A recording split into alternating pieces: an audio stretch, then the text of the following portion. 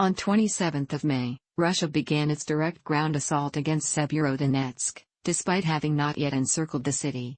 Chechen Kadyrovites captured the Mir Hotel in the northern part of the city. Meanwhile, other Russian and separatist forces continued their attempts to form a pocket in the urban areas, attacking from the north near Rubizhne and southwest at Ustynivka and Borisvske. Further to the west, Russia continued to slowly advance in a number of areas such as Lyman and Siversk to disrupt the Ukrainian supply lines to Sievierodonetsk-Lysychansk. On the following day, 28 May, Russia made limited gains in Sievierodonetsk. The Institute for the Study of War, ISW, argued that the battle was already proving very costly for the Russian forces by this point, and could potentially exhaust their offensive capabilities. The ISW observed that both Russia and Ukraine were suffering heavy losses, but those of the pro-Russian contingents were more difficult to replace. By 29 May, Russian forces had launched a full assault on the city. Ukrainian forces repelled attacks but were unable to prevent Russia's encirclement efforts. Russian forces were engaged in close quarters fighting with Ukrainian soldiers, with combat reportedly taking place in the middle of the city. By the morning of 31 May, Russian forces controlled between a third and a half of the city, with the Russians pushing and dividing the city into two halves.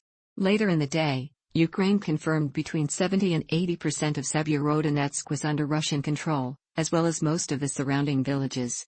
Serhiy Haidai, the governor of the Luhansk region, said that some Ukrainian troops have retreated to more advantageous, pre-prepared positions. On 1 June, according to Ukraine, the Izo chemical plant was hit by Russian bombardment, and a nitric acid tank blew up, forcing people to stay indoors. On the following day, it was stated that around 800 civilians were hiding in bomb shelters beneath the Izo factory. Meanwhile, Governor Haidai said that Russian forces had reached the city's core. Ukrainian forces claimed they had captured 6 Russian soldiers and killed 200. According to the United Kingdom's Ministry of Defense, as of 2 June, Russia had taken control of most of Sievierodonetsk. The following day, 3 June, a Ukrainian counterattack regained 20% of the territory it had lost within the city. Haidai stated that Ukrainian forces had repulsed a number of Russian attacks and destroyed equipment. He also stated that Russia was throwing all their reserves at Severodonetsk and it was impossible to deliver food and medicine to the city. Haidai added that Russia was blowing up bridges over the Donets to prevent Ukrainian reinforcements and the delivery of aid. At least 12 members of the Ukrainian Foreign Legion were fighting in the city, including a Georgian and Portuguese national. According to Reuters, 2 of its journalists were wounded and their driver was killed near Sievierodonetsk.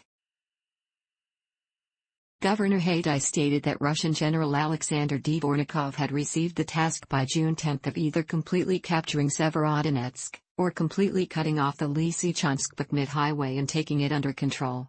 The UK Ministry of Defense said that Russia was using tactics similar to those used in Syria by using forces other than its own soldiers as a way to reduce Russian casualties, including soldiers from the Luhansk People's Republic, LPR.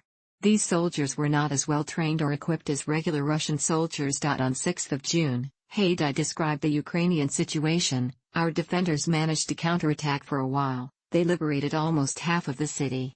However, now the situation has worsened for us again. In regards to the Lysychansk-Severodonetsk road, he said the Russians do not control this road, but the entire route is being shelled. The Russians have amassed huge reserves. Time will tell whether they will have enough strength to take this route. He described Russian forces as being simply incredible in terms of numbers and equipment. Russian forces, he reported, were implementing standard scorched earth tactics. Major General Kirill Budanov, head of Ukrainian military intelligence, stated that Ukrainian forces were slowly advancing despite a tenfold advantage of the enemy in artillery. Ukrainian President Volodymyr Zelensky visited Lysychansk and said we're holding out and there are more of them and they are stronger, vowing that the Ukrainian army would not give up positions in the city. On 8 June the Ukrainian General Staff said that it was holding back Russian attacks. However, according to the BBC, military analysis said it's difficult to know which army is in control of which territory.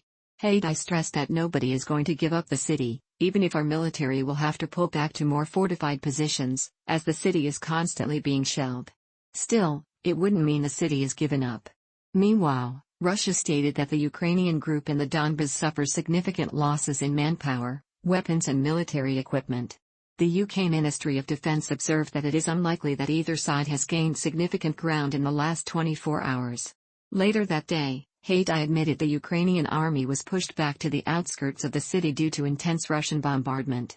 A lawyer for Dmitro Firstash, the owner of the azochemical plant, said 800 civilians remained at the plant, 200 of whom were employees. Haidai said that Ukrainian forces could not rescue citizens left behind in the city. On 9 June, Haidai said that more than 90% of the city was under temporary Russian control. Petro Kusyk, commander of Svoboda National Guard Battalion, said that the Ukrainians were drawing Russian forces into urban warfare to negate artillery fire. He further claimed, "Yesterday was successful for us, we launched a counter-offensive and in some areas we managed to push them back.